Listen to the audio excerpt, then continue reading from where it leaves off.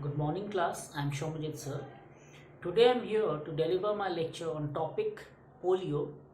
So I'll discuss about the disease polio. So stay at home, stay safe and hear the entire lecture to get beneficial out of it. So without any delay, let's start with the topic polio. So let's start. So in topic polio, let's see what are the different causes and prevention are there. First, what is polio? Clear. Polio is also known as poliomyelitis, and poliomyelitis, which is a normal term, goes by the name of polio, is an extremely contagious viral infection which directly attacks the nervous system. Alright, so this is a viral disease and it attacks the nervous system. Alright, it attacks the nervous system of our body. So you can see the child having a polio, you can see how it looks, isn't it? Now let me give you a certain introduction about polio. See, polio is an acute viral infection caused by an RNA virus. All right, so we know there are two types of virus. It can be RNA, it can be DNA. That means if DNA is the genetic material, then it is a DNA virus. If RNA is the genetic material, then RNA virus. So here for polio it is a RNA virus.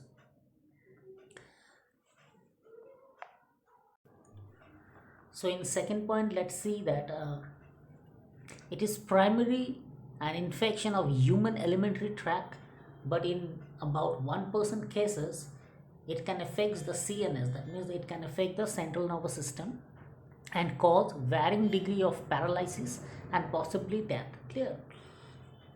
So first is it is a viral infection, clear, and it is caused by RNA virus, and it mostly affect the human alimentary tract, and in 1% of the cases it affects the central nervous system and it causes paralysis and possibly death. All right, now in polio you can see it is contagious viral illness. All right, now see what are the signs. You can see here, poliovirus destroy nerve cell in the spinal cord, clear, causing muscle wasting and paralysis. So poliovirus, what work it does? It destroys the nerve cell in the spinal cord. Inside the spinal cord there are nervous system, isn't it? So it destroys the nerve cell and it causes muscle wasting and paralysis. Now let's have a look about the sign and symptoms. You can see in sign and symptoms for non-paralytic polio and for paralytic polio. So for non-paralytic polio, they have the people suffer from fever, sore throat, headache, vomiting, fatigue, back pain or stiffness, neck pain or stiffness, pain or stiffness in the arms of legs, muscle weakness or tenderness. So these are the certain symptoms that are seen in non-paralytic polio. In paralytic polio, there are losses of reflexes, severe muscle aches or weakness, loose and floppy limbs, flaccid paralysis. Clear? So you can see the spinal cord where it runs, isn't it? And here are the viruses. You can see RNA capsid. Clear? You can see the polio virus and the nerve cell. So you all of you know what is the nervous tissue. You have studied in the tissue chapter, isn't it? In nervous tissue, it consists of cell body and axon. Clear? Now in polio, certain complications and symptoms are there. Like polio is a notable disease under Prevention and Control of Infectious Disease Act in 1988. It is transmitted through food, water and fecal oral route, clear, and can only be prevented through immunization. So polio can only be prevented by only one method, that is immunization program. And children under 5 years old are particularly vulnerable to the polio virus. So below 5 years they are very vulnerable to polio virus. That's why immunization is done. All right, now for immunization, first is inoculant, how much it is taken. See, inactivated polio virus, that is IPV, given by injection, and amount is 3 doses and 1 extra, and schedule is given at 2, 3 and 5 months old, in the additional dose given at 18 months old. Clear? And vaccinations are critical role to protect infects from vulnerable diseases.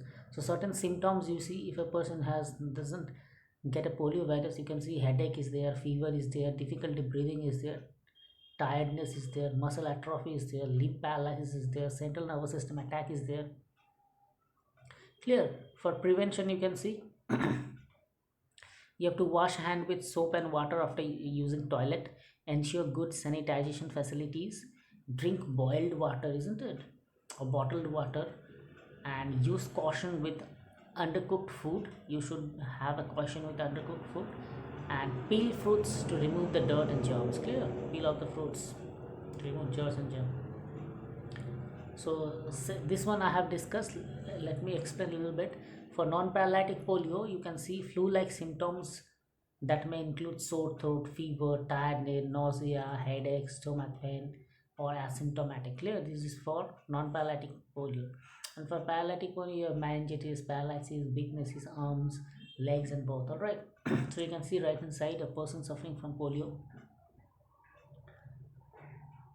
Now, how polio represents or presents, or how polio presents is clear. Initial symptoms of polio include fever, fatigue, headache, vomiting, stiffness in the neck, and pain in the limbs. In a small proportion of causes, the disease causes paralysis, which is often permanent. Polio can only be prevented by immunization. Alright, so polio can only be prevented by immunization. Now for paralytic polio, you have 0.5 to 1% of infection, and symptoms are two phases. One is major phase, another is minor phase. So in minor phase, same as abortive polio, and for major, you have muscle pain, spasm, return of fever, followed by rapid onset of flaccid paralysis within 72 hours. All right. Now you have clinical manifestation. How you can. So for paralytic polio, it occurs between 0.5 to 1% of all cases. It usually begins with manifestation occurs in 0.5 to 1% in all cases, usually begins with manifestation of abortive or non-paralytic poliomyelitis. Then after 3 to 8 days, paralytic manifestation. All right.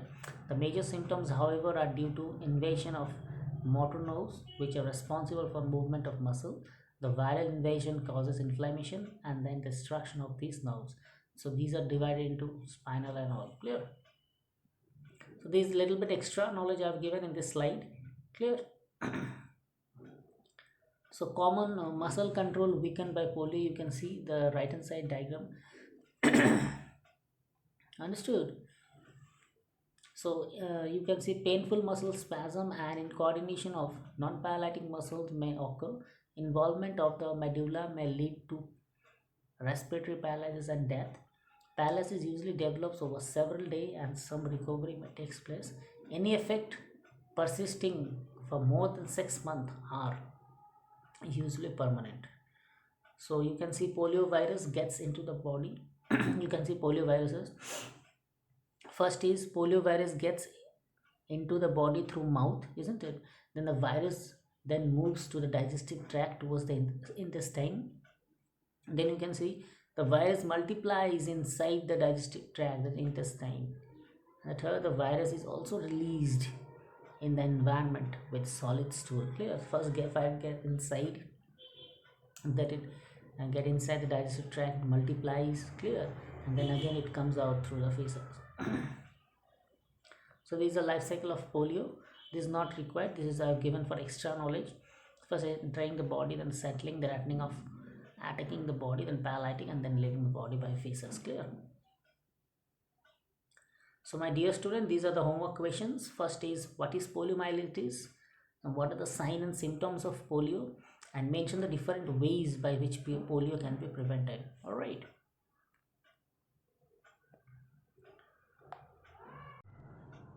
So thank you, my dear student. This was all about the lecture of polio.